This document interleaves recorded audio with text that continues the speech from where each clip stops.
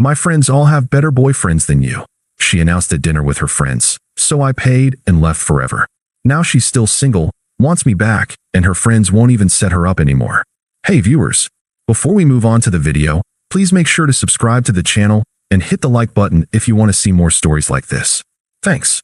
This happened 4 years ago, but I'm posting about it now because I think I need to process what the hell just happened. I met Michelle when I was 25 and she was 23. We both worked downtown. I was an accountant at a mid-sized firm. She was in marketing at some startup. We met at a happy hour through mutual friends and hit it off immediately. Michelle was gorgeous, outgoing, and had this infectious energy that made everyone want to be around her. For the first year, things were great. I thought I was the luckiest guy in the world. Michelle was fun, spontaneous, and seemed to genuinely enjoy spending time with me. I'd bring her flowers from the grocery store, plan little picnics in the park, cook dinner for her when she had stressful days at work. She'd laugh and call me sweet, and I felt like I was doing everything right. The problem started when she became close friends with Brittany and Ashley from her yoga class. Both of them had boyfriends who were, let's say, more flashy than I was. Brittany's boyfriend Derek drove a BMW, wore expensive clothes, and constantly talked about his investment portfolio. Ashley's boyfriend Marcus owned some kind of business and was always buying her jewelry or taking her to expensive restaurants. At first, Michelle would come back from hanging out with them and make little comments. Brittany showed me this bracelet Derek got her. It's gorgeous. Or, Ashley said Marcus surprised her with a weekend in Napa. That sounds amazing. I'd suggest we plan a weekend trip, and she'd get this look on her face like I'd suggested we go camping in a swamp. Maybe something a little more special, she'd say. The group dinner started about 6 months into Michelle and I dating. Derek would pick restaurants where the cheapest entree was $40, then act surprised when I'd glance at the menu prices. Marcus would show up wearing a different expensive watch every time, making sure everyone noticed.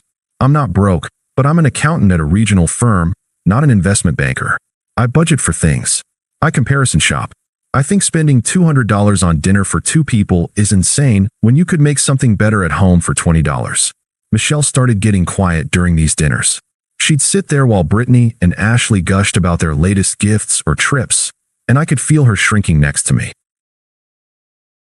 When I try to contribute to the conversation, someone would inevitably change the subject or talk over me.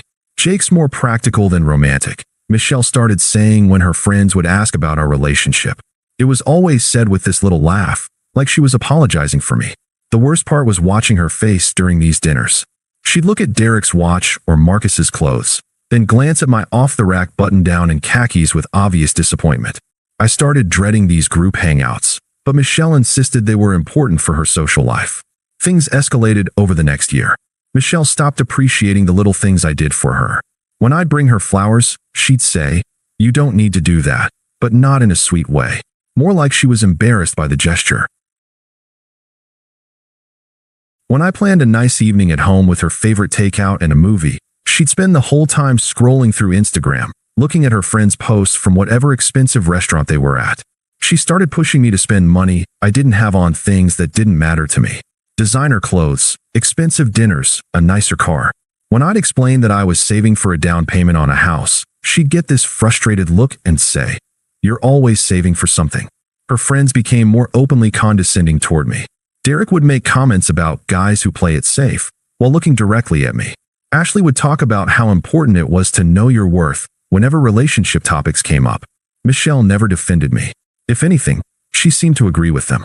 The final dinner happened on a Friday night in October. We were at some steakhouse downtown with Brittany, Derek, Ashley, and Marcus. Everyone ordered expensive cocktails and the most expensive steaks on the menu. I got the chicken and a beer, which apparently was embarrassing enough to make Michelle physically cringe. Halfway through dinner, Derek announced he was taking Brittany to Paris for the weekend. Just because, he said, grinning. Sometimes you have to remind your girl how special she is. Brittany squealed and showed off pictures on her phone while Ashley and Michelle leaned in to look. I watched Michelle's face fall as she scrolled through photos of first-class seats and fancy hotel rooms. Then Marcus pulled out a Tiffany box and slid it across the table to Ashley. "Saw this and thought of you, babe." Ashley opened it to reveal a diamond tennis bracelet that probably cost more than I make in 3 months. She practically shrieked and started showing it to everyone while Marcus soaked up the attention. You guys are so lucky, Michelle said, but there was this edge to her voice I'd never heard before. She ordered another martini. I could feel the evening going south, so I tried to redirect the conversation. That's really nice, Marcus. Ashley, it looks great on you. Thanks, Jake, Ashley said in that patronizing tone people use with children. It's important to be with someone who prioritizes making you feel special. Michelle was getting visibly agitated. She kept drinking and making little comments under her breath. When the check came, I offered to pay for both of us, like I always did. That's when she snapped. You know what? I'm tired of pretending. Everyone stopped talking and looked at her. What do you mean? I asked, though I had a sinking feeling I knew where this was going. Look around this table, Jake. My friends all have better boyfriends than you. The entire restaurant seemed to go quiet. Brittany and Ashley exchanged glances. Derek smirked like he was watching his favorite TV show. Michelle, I started. No, I'm serious. Brittany gets Paris trips. Ashley gets jewelry. What do I get? Dinner at Olive Garden and flowers from the grocery store. My face felt hot. I thought you liked. Look at what they get. Excitement, adventure, someone who actually tries to impress them. What do I get? Boring stability from someone who thinks splitting a Netflix password is romantic. Brittany looked uncomfortable now. Michelle, maybe we should. I'm embarrassed to be here with you. Michelle continued, her voice getting louder. They all know I could do so much better. The table was dead silent. A couple at the next table was openly staring. I felt like I was going to throw up. I reached for my wallet, pulled out enough cash to cover everyone's meals, and placed it on the table. Then I stood up. Excuse me, I said quietly. Where are you going? Michelle demanded. Home. You ladies enjoy your evening. I walked out of that restaurant and drove straight to my apartment. I sat in my car for 20 minutes, replaying what had just happened. The woman I'd been in love with for 2 years had just publicly humiliated me, reduced our entire relationship to a comparison with her friend's sugar daddies, and announced that she was embarrassed to be with me. I went inside, poured myself a drink, and started thinking clearly for the first time in months. Michelle came home around midnight, stumbling drunk and apparently expecting me to comfort her. Jake, are you awake? I think I drank too much. I pretended to be asleep. The next morning, she acted like nothing had happened. Made coffee, asked about my weekend plans, mentioned wanting to see a movie later. It was surreal. About last night, I finally said, what about it? What you said at dinner. She waved her hand dismissively. I was drunk. You know I didn't mean it. But she did mean it. I could see it in her eyes, in the way she'd been looking at me for months. She was ashamed of me. Ashamed of my car, my clothes, my gifts, my job, my way of showing love. She wanted me to be someone else entirely. I think we need to take a break, I said. She laughed. Don't be dramatic. I said I was sorry. Except she hadn't actually said she was sorry. I'm going to stay at my friend Tom's place for a few days. I think we both need some space to figure out what we want. Jake, you're being ridiculous. I packed a bag and left. Michelle called me 6 times that day. I didn't answer. By Monday, she was furious. Left voicemails calling me immature and demanding I come home so we could talk like adults. By Wednesday, she was panicked. Started texting constantly, promising we could work things out. I spent that week at Tom's place, really thinking about our relationship for the first time without Michelle's presence influencing my thoughts. I realized that for months, maybe even a year, I'd been trying to become someone I wasn't to make her happy. I'd been apologizing for being thoughtful instead of flashy, for being stable instead of exciting, for showing love through actions instead of expensive gestures. I'd been apologizing for being myself. On Saturday, I went back to the apartment while Michelle was at brunch with her friends. I packed all my stuff and left my key on the counter. I didn't leave a note because honestly, what was there to say? She'd made her feelings about me crystal clear. I found a studio apartment across town and moved in that weekend. Changed my phone number. Blocked Michelle on all social media. Told my friends and family that we'd broken up and I didn't want to discuss it. Michelle apparently lost her mind when she realized I'd actually left. Tom told me she called him crying, begging for my new number. She showed up at my old job, but I'd already put in for a transfer to our other office across the city. For the first few months, she tried everything. Had Brittany and Ashley reach out to me on social media. Sent messages through mutual friends. Even had her sister call me once, talking about how heartbroken Michelle was. I didn't respond to any of it. The thing is, I wasn't even angry anymore after those first few weeks. I was just done. Michelle had shown me exactly how she felt about me, and I believed her. There's no coming back from being told you're an embarrassment, that your girlfriend's friends all have better boyfriends, that everything you do to show love is inadequate. I threw myself into work and got promoted to senior associate within 8 months. Started going to the gym regularly, picked up some hobbies I'd abandoned during the Michelle years, reconnected with friends I'd neglected. For the first time in years, I felt like myself again. Through mutual friends, I heard bits and pieces about Michelle's post-breakup life. Apparently, she'd thrown herself into dating apps, determined to find her upgrade. She went out with guys who looked impressive on paper, finance bros, entrepreneurs, guys with expensive cars and designer clothes. From what I heard, it wasn't going well. One guy turned out to be married. Another was living off his parents' money and had no actual job. A third one expected her to sleep with him on the first date because he'd paid for an expensive dinner. She keeps complaining that men don't treat women right anymore. Tom's girlfriend Sarah told me one day. Says they're all just looking for hookups. I felt a brief flash of sympathy, then remembered sitting in that restaurant listening to Michelle explain why I wasn't good enough for her. About a year after our breakup, the friend group she'd valued so much started falling apart. Derek, the Paris trip boyfriend, got caught cheating on Brittany with someone from his gym. Turns out his investment portfolio was mostly credit card debt, and his BMW was leased. When Brittany found out, she posted all the details on social media for everyone to see. Marcus, the jewelry-buying businessman, turned out to be running some kind of multi-level marketing scheme. When it collapsed, Ashley discovered he'd been buying her gifts with borrowed money and was actually broke. She dumped him and had to return most of the jewelry to pay off debts he'd racked up in her name. Suddenly, Michelle's friends all have better boyfriends situation didn't look so appealing. I started dating again about 18 months after the breakup. Nothing serious at first, just casual dinners and getting to know people. It was refreshing to meet women who appreciated thoughtfulness, who didn't roll their eyes when I brought flowers or planned low-key dates. That's how I met Emma. I was at Barnes & Noble on a Saturday afternoon, browsing the biography section, when this woman next to me dropped a stack of books. I helped her pick them up and noticed they were all children's literature. "Thank you," she said, smiling. "I'm a kindergarten teacher, always looking for new books for my classroom." "That's really cool. I bet that's rewarding work." "It is." "What do you do?" "I'm an accountant." "Not nearly as interesting as teaching 5-year-olds.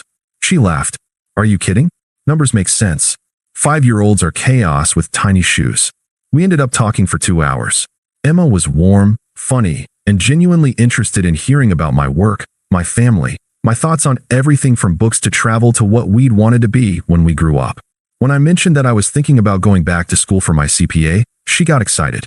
"That's amazing. What made you decide to pursue that?" Not, "Why would you want more school?" or "Isn't that a lot of work?" Just genuine enthusiasm for my goals. We started dating slowly. Emma appreciated the small gestures I made, flowers, home-cooked dinners, remembering things she'd mentioned in passing. She'd light up when I'd planned thoughtful dates instead of expensive ones. When I made her breakfast on weekend mornings, she'd tell me it was the most romantic thing anyone had ever done for her. "You pay attention," she told me one evening after I'd surprised her with tickets to see an author she'd mentioned loving. "I've never dated anyone who actually listened like you do." With Emma, I felt like being myself was not just acceptable, but appreciated.